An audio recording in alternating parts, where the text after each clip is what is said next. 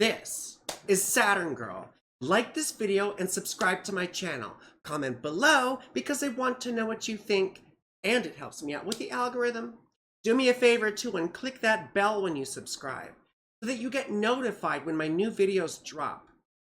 And this is important information that you need to hear. In fact, we have a very important transit going on right now. Today, October 14th, we have a solar eclipse at 21 degrees Libra.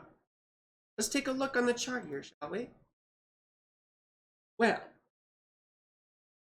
go ahead a few days. Why am I over here? We see the moon moving, getting closer to the sun, and Mercury's in between, and then there we go. Go ahead another hour. There we go. You see that? They're conjunct. It's a new moon. But the new moon is what? There's the north node at 24 degrees Aries. That means the south node is at 24 degrees Libra. So when a new moon is that close to a node, it is necessarily an eclipse. And we'll talk about why. Well, when was our last solar eclipse? You may remember it was in April. I think April 19th of this year. So you should go back and watch my eclipse video from then because I did your horoscopes. You could see how it went. But anyway, as I was saying, this is a momentous occasion. So we're going to talk about three main things. Number one, what is an eclipse? Number two, what do they mean? Number three, we're going to do your horoscopes. And we'll see if we can fit them all in one video. Well, what are eclipses?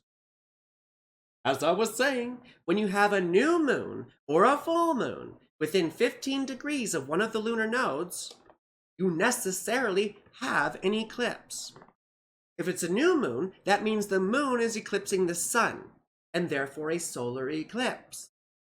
If it's a full moon, that means the Earth is eclipsing the moon, and we have a lunar eclipse. But what are the lunar nodes? Well, let's explain. I have a fun diagram here.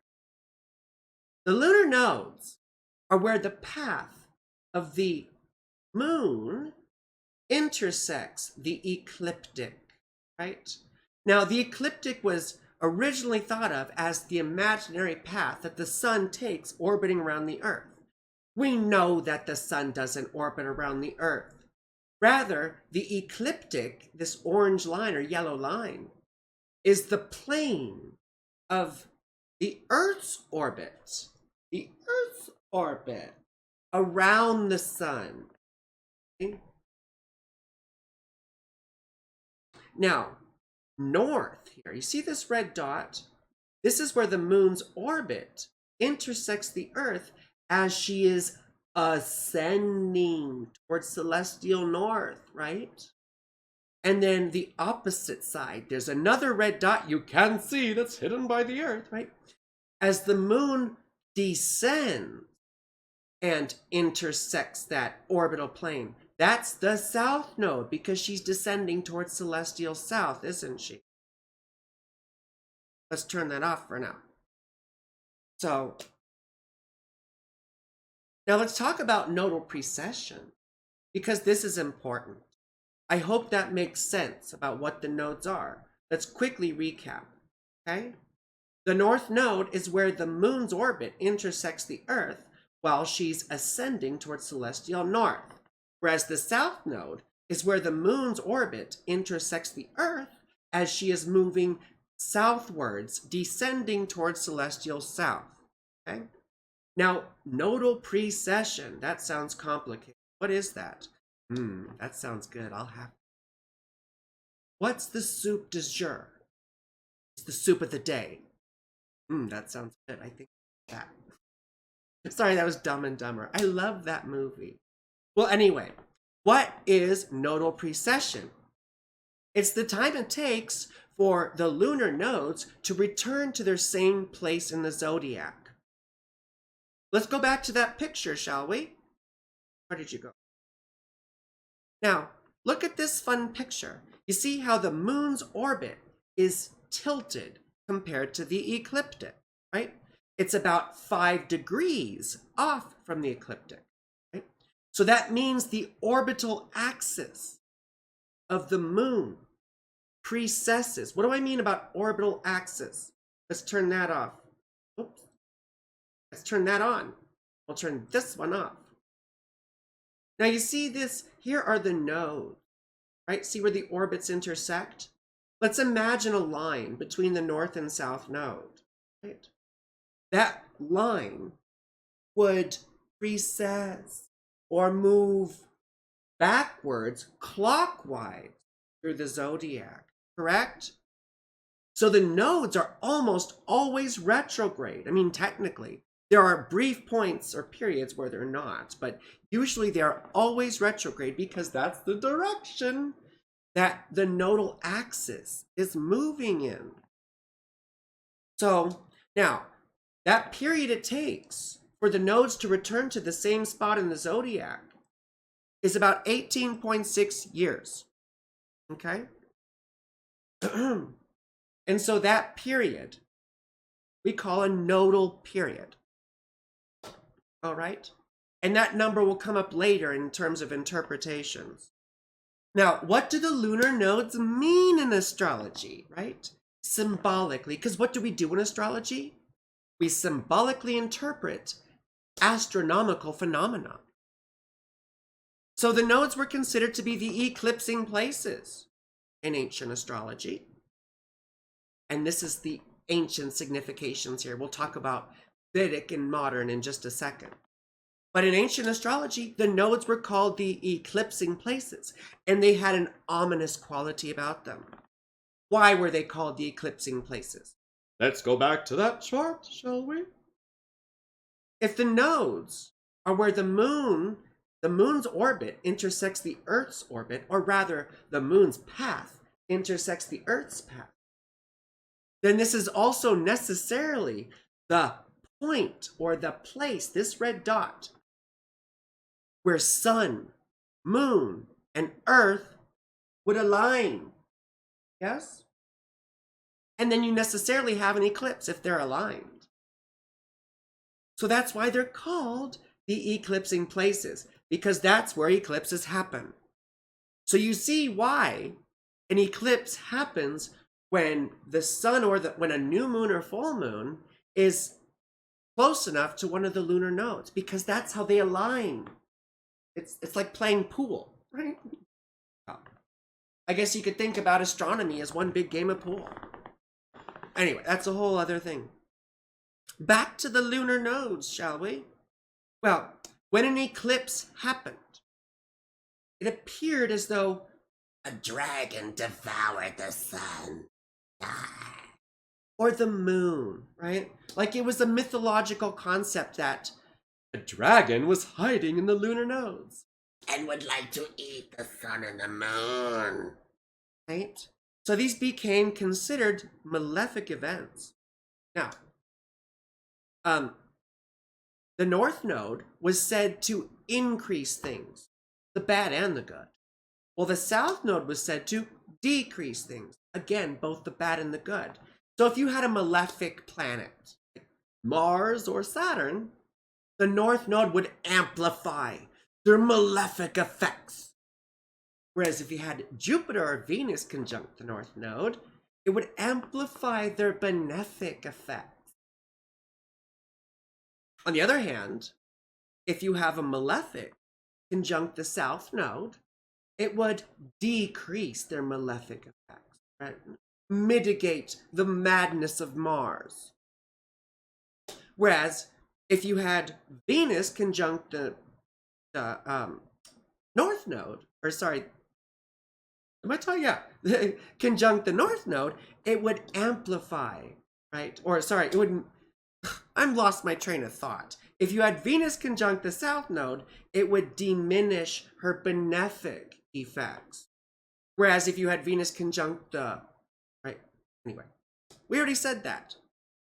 The South, suffice it to say, the South Node decreases things, both the bad and the good, whereas the North Node increases them.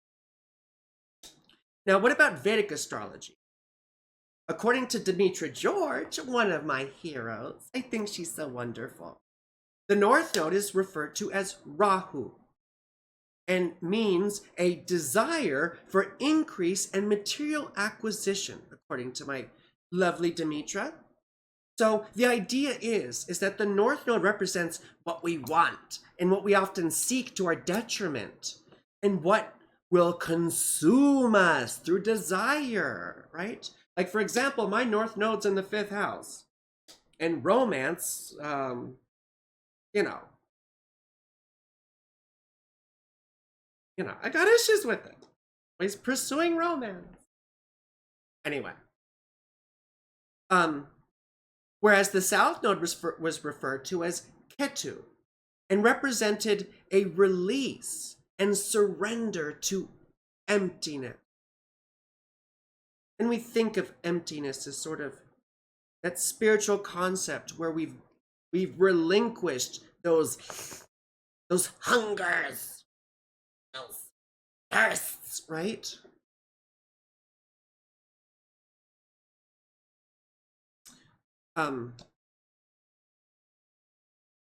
The South Node then also had to do with the spiritual path or liberation in that tradition. Sometimes the South Node was even referred to as the door of moksha, or the way to liberation. And hence more of a spiritual placement than the North Node. But then we get to modern and evolutionary astrology, don't we? And they put the North Node as that direction you're moving in for the rest of your life and the beginning of the next. It was sort of like your destiny, or that which you began to cultivate as you approached middle age, or your second nodal return. And remember, a nodal period is 18.6 years. That means your second nodal return is around age 38 or so, right? So it's as we approach 40 that we see the activation of these nodal energies sort of take place. And I mean, I don't consider myself necessarily just a modern or ancient astrologer. I do both. And I have seen the modern significations be effective too in chart readings. I mean, I can see it be a reality for me, in my endless pursuit of romance, right? So, which almost to my detriment. Well, how about the South Node? The South Node in modern astrology often represents the past or the past life. Or if you don't believe in reincarnation, the recapitulation this life. And even still, the idea in some esoteric schools is that you are recapitulating or reprocessing the end of last life in the beginning of this one up till the Saturn return or so. Again, I don't necessarily believe that, but it's an interesting idea. Well, what do eclipses mean? As I was talking about the nodes in ancient astrology being ill omens, so were eclipses. Remember that dragon symbol? A dragon. Right? In fact, eclipses were the primary omens used in ancient Mesopotamian astrology. And they typically referred to more collective events like earthquakes, floods, or the death of a king. Now, new moons we think of as new beginnings, right? In fact, I'll tell clients, set your intentions at a new moon, right? So that means a solar eclipse is like big new beginnings. And we think of full moons as sort of like, endings and culminations. That means a lunar eclipse is a big ending. I mean, the ironic thing about that is like an ending is necessarily a beginning, and a beginning is necessarily an ending, right? Like the end is the beginning is the end, or the beginning is the end is the beginning. Anyway, those are Smashing Pumpkins songs. That doesn't matter. Whatever. So, so what does this mean in terms of how we interpret things and expect to see the effects? Well, typically I tell clients we look for the manifestation of the significations, meanings, or effects of the eclipse within a 6-month to a year period. Or I usually say till the next solar eclipse.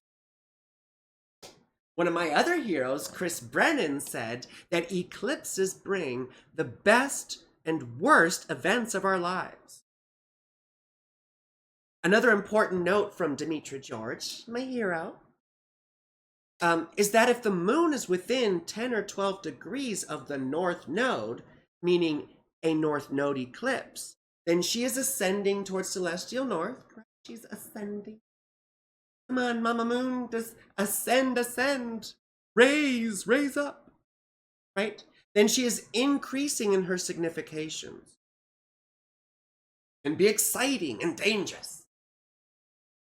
And remember, a bunch of this information on eclipses and the nodes comes from my dear love Demetra George's amazing tome that everyone should read, Ancient Astrology in Theory and Practice. She does excellent, excellent work. A lot of the stuff that I study comes from Demetra George.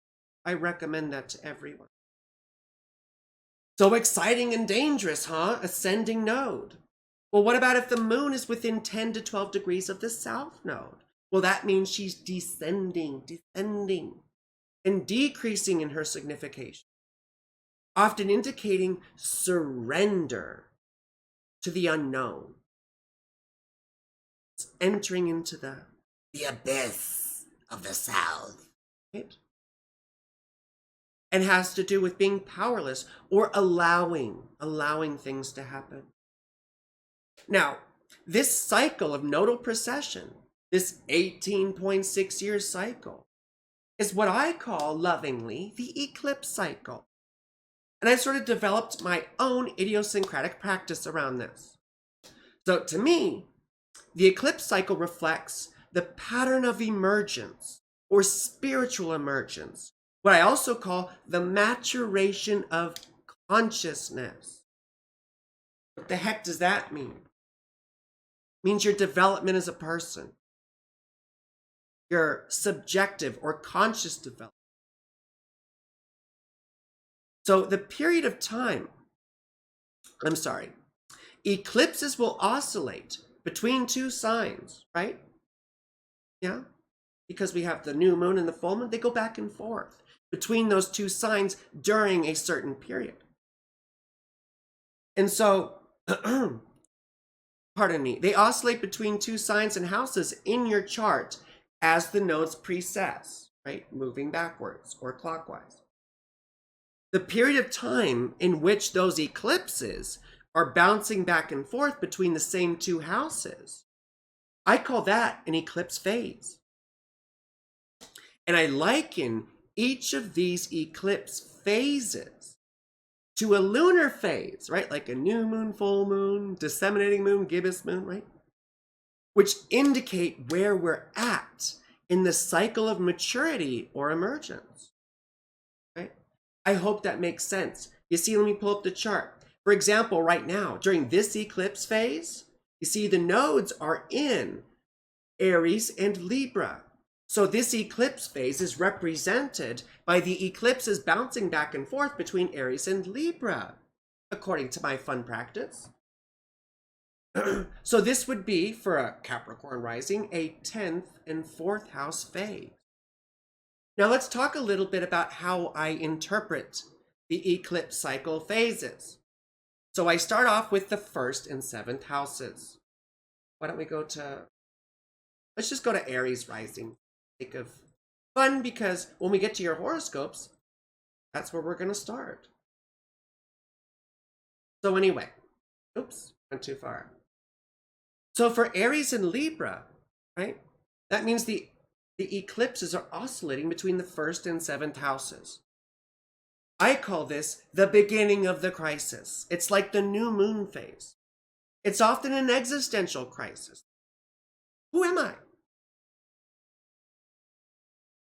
You see, because the relationship to self is challenged. It could be physical changes, difficulties, injuries, illnesses, or just a whole new experience of yourself and attitude about yourself. relationships, right, to people determine or affect how we see ourselves. And vice versa, how we see ourselves affects how we relate to other people.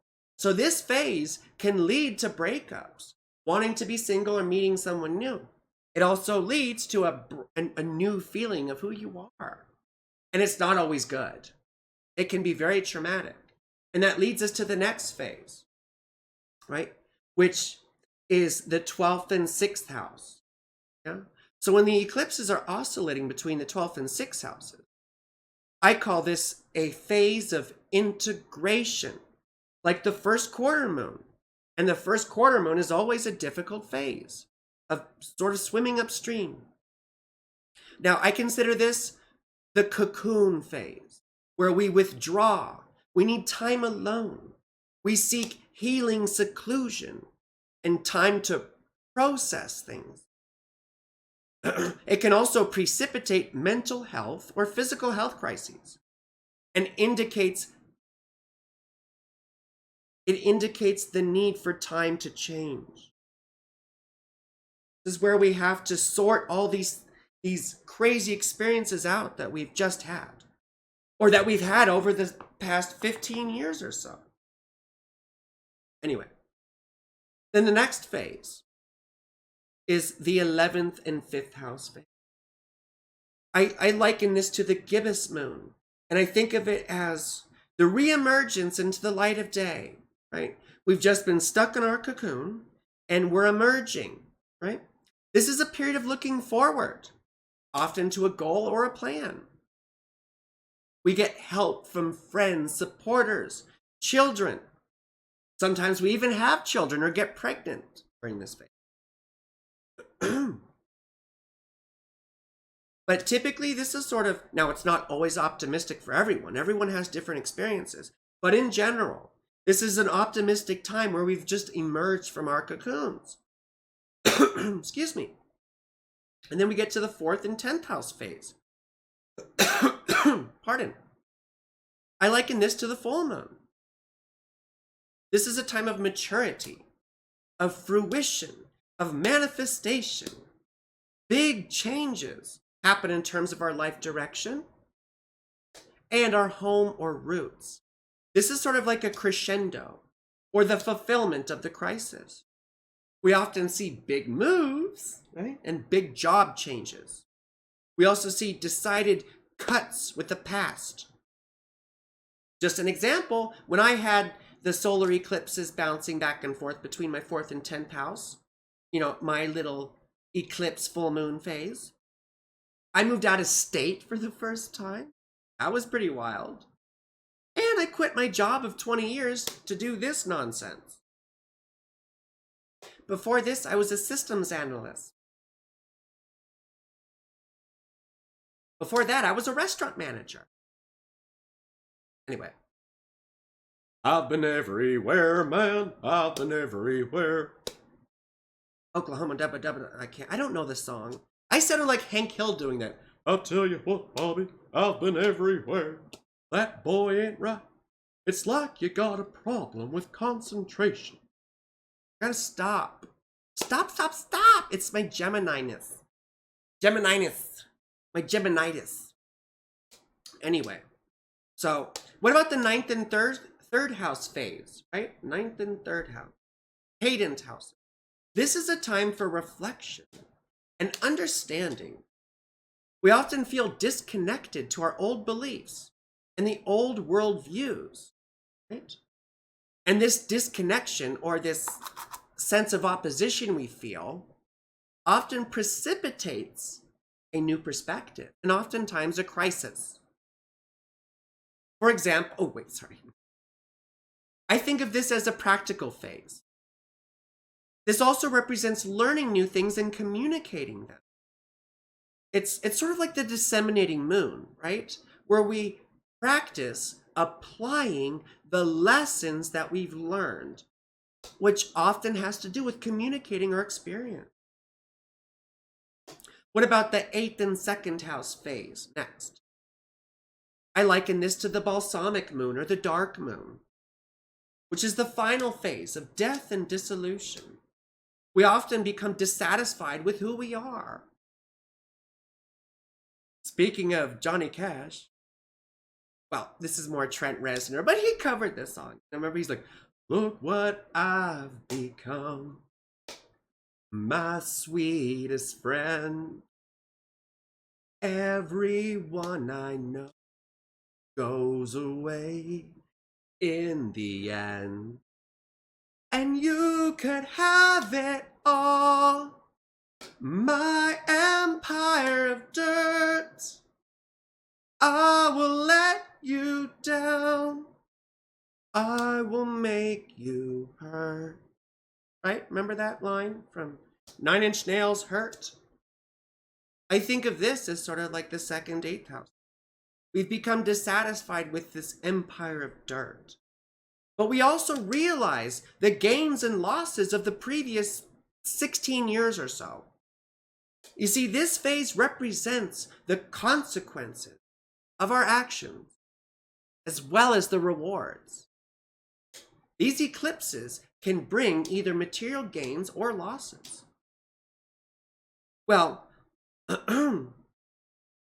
what about this eclipse in particular? Right? So we're in the Aries Libra eclipse cycle, or phase rather. The Aries solar eclipse was April 19th of this year, as I said before. Before that, the nodes were in Taurus and Scorpio. So last year of 2022, April 30th was the solar eclipse in Taurus, and October 25th was the solar eclipse in Scorpio. So I want you to think back around these dates and think of what big events, if any, happened around then.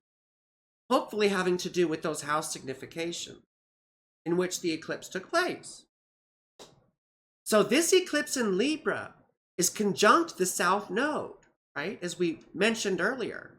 So that means she's decreasing in her significations and surrendering to reality, which quite frankly, we should do more of because we're so caught up in fantasy all the time, especially people who are interested in astrology.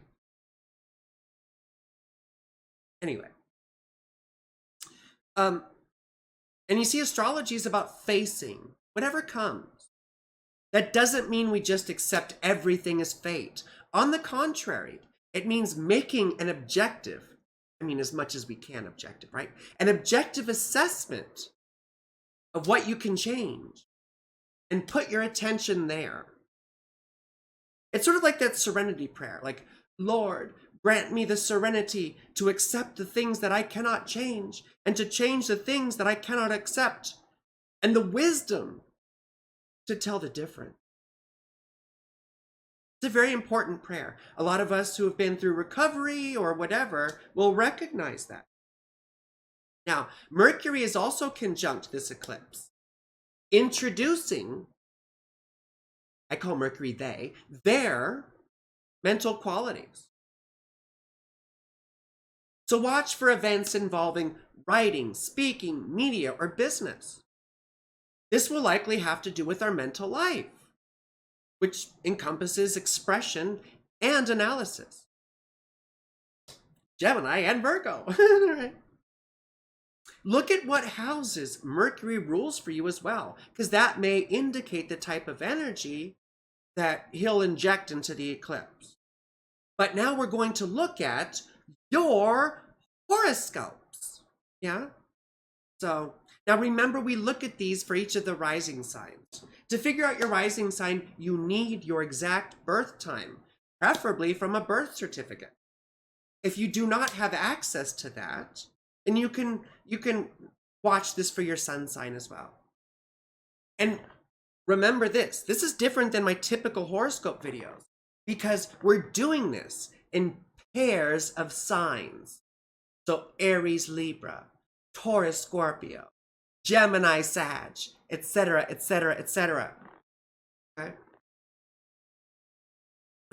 Excuse me. So we're also including Mercury's influences on these horoscopes as well. A cursory look. So for Aries Libra, right? You are in the first. Now let's go to the chart here. Show them on the chart where they touched you. Here we go. Where did the eclipse touch you on the chart? There it is. So it's oscillating between your first and seventh houses. I call this the identity phase, right? These are the houses of self and others. Now, we just came from the second and eighth houses, right? Which are consequences and giving up. It has to do with gains and losses. So for our Aries friends here, it's your seventh house being highlighted. So I bet since April, you've probably been going through many, many personal changes.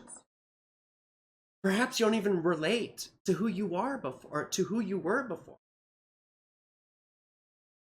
So this one is a descending eclipse, like we said. So you may be watching the slow dissolution of a relationship over time. Perhaps the changes you've been going through add to a rift between you and your partner. You could see strain or breakups here, but you could also meet new people. And if you're not in a relationship, that's quite possible. And Mercury here is telling you to use your words and communicate concerns to partners so that we don't get resentful. But for our Libra friends, the first house is highlighted. So you could have had the opposite, where strains in relationships forced you to take a long, hard look at yourself. Maybe you never had boundaries. Maybe you just let people take advantage of you. Maybe you were the one who treated other people like crap. In any event, you're being prompted to update your life to match your new values and understanding. So you see, Mercury is telling you to learn confidence and not to collapse into the desire for validation from others. Now, what about our Taurus Scorpio friends? Oops, went too far. What about our Taurus and Scorpio homies? One for me and one for my homie. I'm so ADHD, like I need to play with this 8-ball. Otherwise, it's just, I can't do this. It's just a thing. So anyway, what about our Scorpio friends? Oh wait, sorry, Taurus Scorpio. So you see here, everything's oscillating between your 12th and 6th houses, right? This is the cocoon phase where we're more solitary, giving up and moving on. I don't mean giving up like, oh, I'm over it. I mean, we give up things that don't serve us anymore. So anyway, this is, we came from the 1st and 7th house here, from that self-determination phase. So for Taurus, your 6th house of enemies and health is being highlighted. Since April, you've probably wanted to be alone. Was there a bad breakup, perhaps in the fall or winter of 2022? Maybe you had to deal with mental health challenges this spring and summer. But now this eclipse will have more to do with your physical health and organizing your life. You may have to deal with resistance from others, but don't entertain it. Make boundaries and hold to them. This is not a social time. You will not enjoy this. It will not be over quickly. I hate that scene. This is not a social time. Mercury's also telling you this is a time to take responsibility and follow through with your duties and obligations.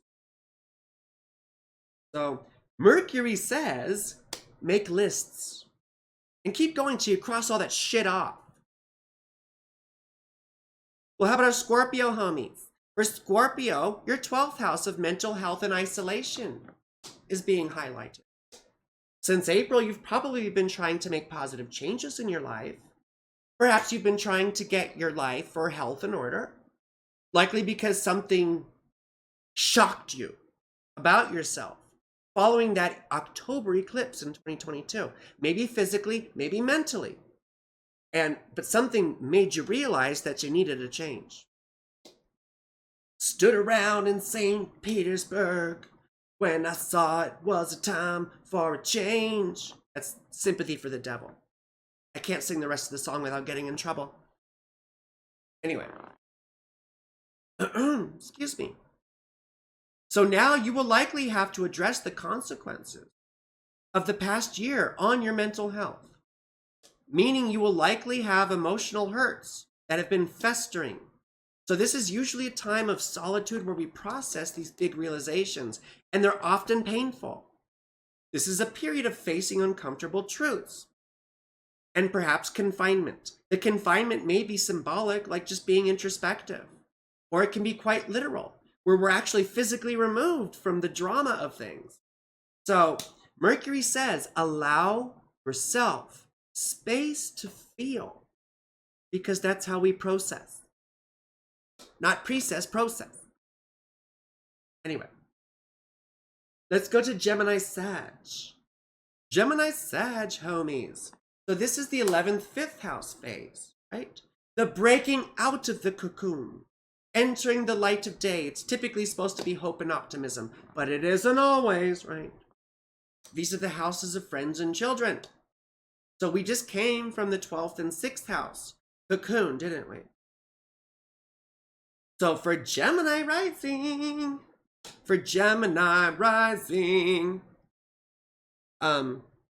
your 5th house of children is highlighted. Since April, you may have seen things start to look up or get better after a difficult and perhaps lonely year in 2022. Maybe you found a new circle of friends or people with common interests. Or maybe you started getting more support from others. Maybe you found renewed interest in your aspiration. Gosh, I do want to do that, right? Now, expect big beginnings when it comes to children and pleasure, right? I'm not trying to jinx you, but this is a phase where many people get pregnant. The desire for sex is high, and it may be just the right time in your cycle, right? Eclipses are where things align. Maybe you biologically align. Again, I'm not putting that on you because a lot of us have kids already and don't need more. But sometimes that does happen. This is also often about learning to enjoy life again, though, too. And so Mercury is telling you to do fun things, to be romantic, and to try spitting some game. Like I said to someone the other day, like, did it hurt? She's like, what? I said, did it hurt? Did what hurt? And you fell from heaven. That's so corny. But do you remember from Biodome when they do that? Pauly Shore does that? Anyway, I'm sure Pauly Shore's a bad person now too. Like everyone from our childhoods ends up being a bad person. So it just goes to show you, we need to work on ourselves so we can be good influences on people. Because a lot of times people look up to us. And I'm a horrible influence lots of times. I have a terrible temper. Well, anyway, so what about Sag? So for Sagittarius, since April, you may have felt like you needed to cut loose. Perhaps last year, 2022, felt like all work and no play. And remember The Shining, all work and no play makes Jack a dull boy. Here's Johnny. I mean, my favorite quote from The Shining is when he's just sitting there zoning out, you know. Red rum, red rum, red rum. Danny isn't here, Mrs. Torrance. Sorry, red rum, red rum. I'm awful. I have pop culture in me. I'm addicted to, I was raised by television. I'm sorry. Television raised me. It was the 1980s. A lot of us got raised by television. Well, anyway,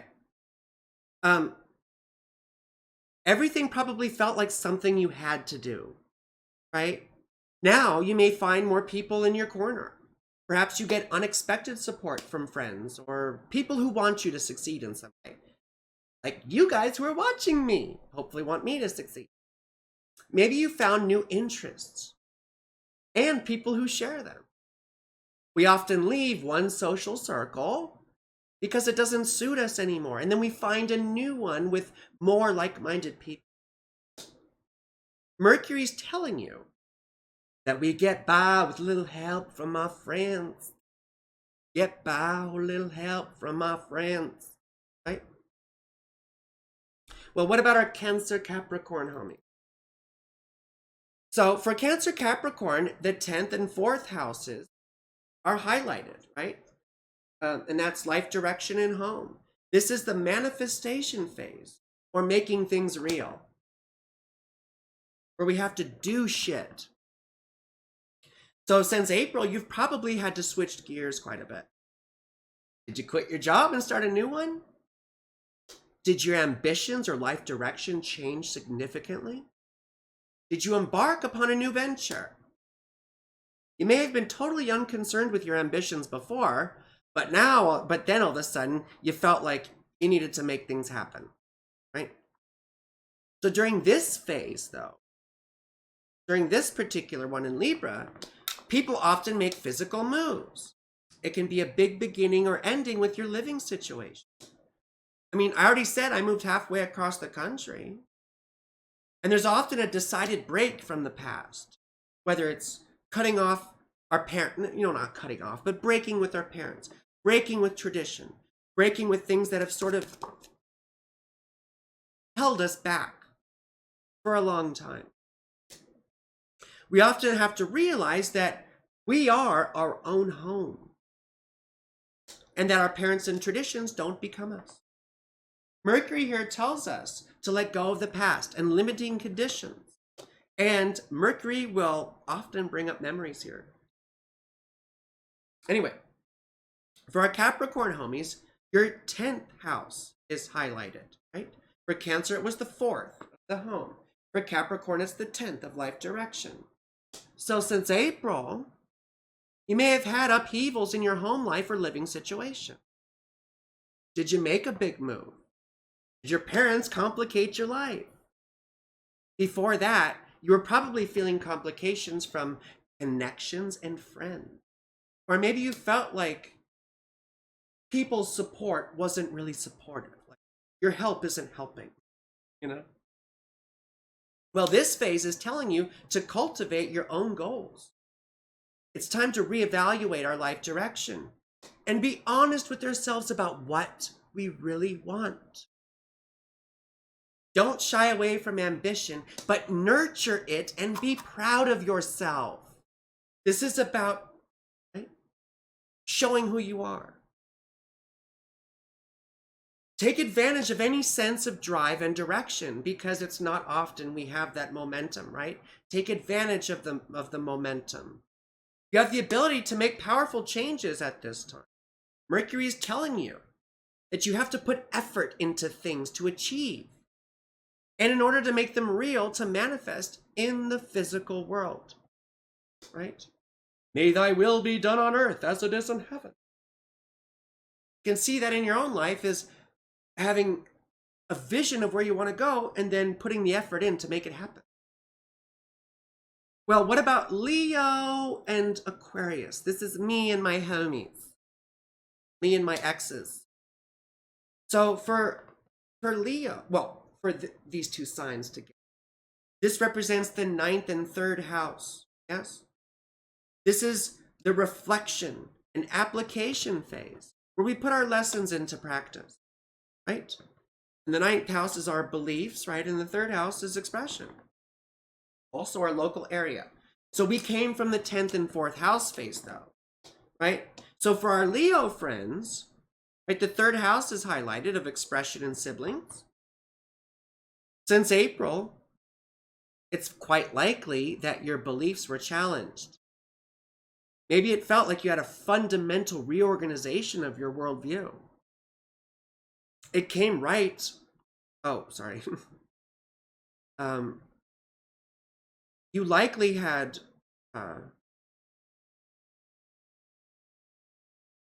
that came maybe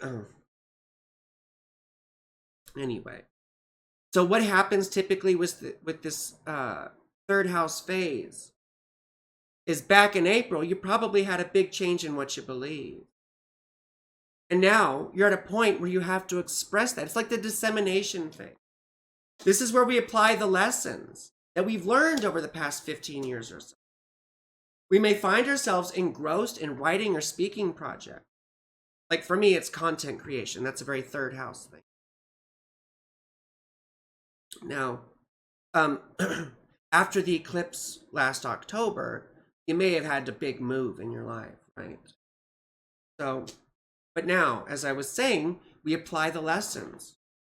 We may find ourselves engrossed in projects, like I said, of content creation. We may now be getting acclimated to our new community if you did make a move, right? Because that previous phase in October of last year was probably about moving. I know for me, right, I made a big move and I was still getting acclimated to my community when I had this third house phase, right?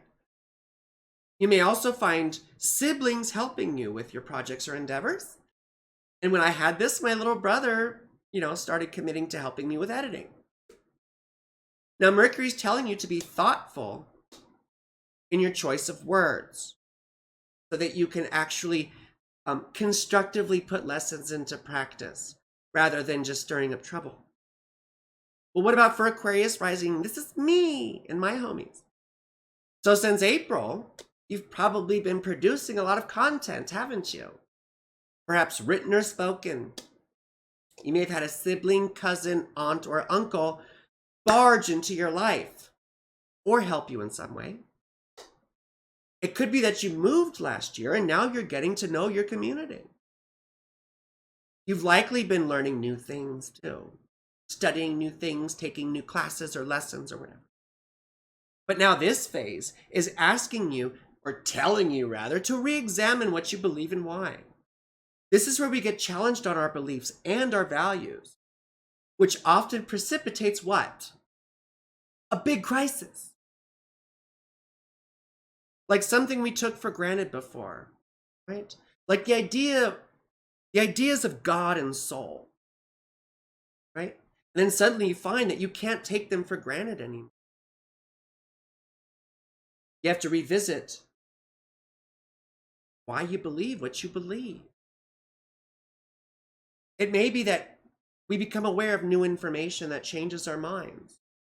In fact, it's interesting to note that the word in the Gospels that's often translated as repent or repentance is metanoia, which literally means change of mind.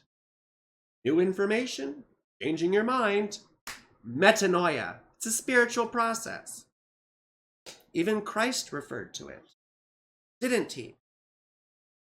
So, Mercury's telling us to be open to new ways of thinking and to let go of old beliefs that we're clinging to and really that hold us back. Well, what about our Virgo and Pisces friends? So, this is the 8th and 2nd house phase. The end. This is the end. Bum, bum, bum, do, do, do. This is the end. I don't know the lyrics to the song, but it's the Doors. I just always remember that they play at the beginning of Apocalypse Now, I think. Do you remember Apocalypse Now? The horror. Or my favorite part's the surfing part. You want to surf or you want to fight, private? Anyway. Surf, sir! Anyway. I used to surf when I lived in California. You can't really surf in Colorado. I mean, you can stand up on it. What do they call that? Paddle boarding? You stand up on your board. And anyway. So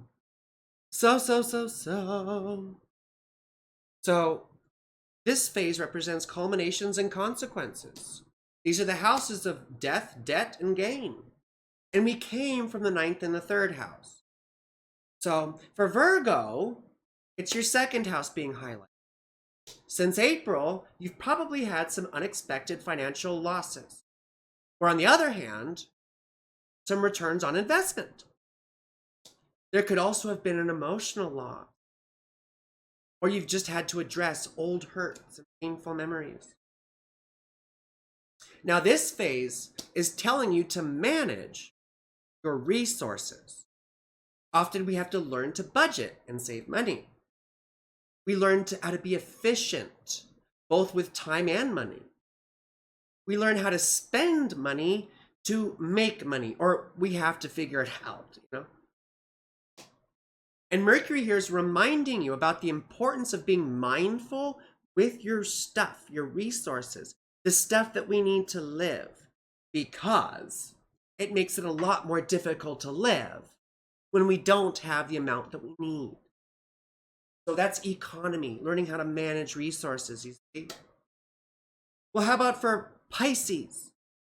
For our Pisces friends, the 8th house is being highlighted, right? That's losses. Since April, you've probably been occupied with your material livelihood. That. It could be that you did get a small influx of money. It could have been a bonus or an extra something that you earned in some way. It would be something that you earned. So, did a change in your beliefs or values also change your attitude about money or resources?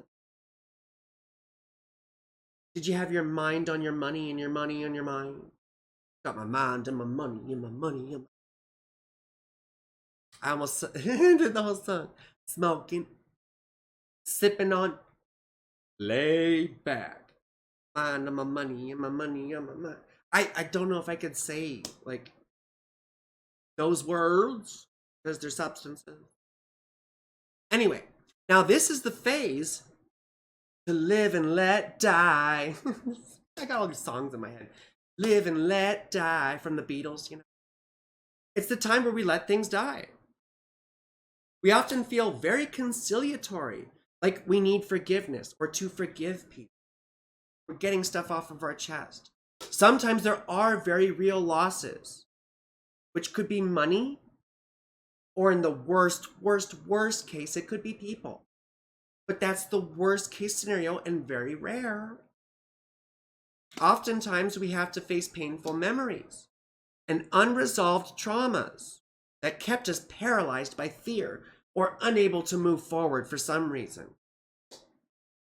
Mercury here tells us to forgive, to learn to be forgiving and to let go of hurts and move on. But on the financial side, Mercury's also telling us to budget and manage our money, right? So, well, I hope some of these things were useful. I hope these are applicable in your life.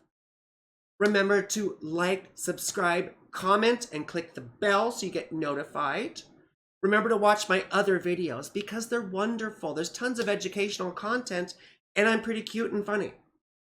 Now, you also have to remember that my readings are the best. If you want to get a reading, look at my contact information in the description below. You can email me or go to my website, frankielynch.com.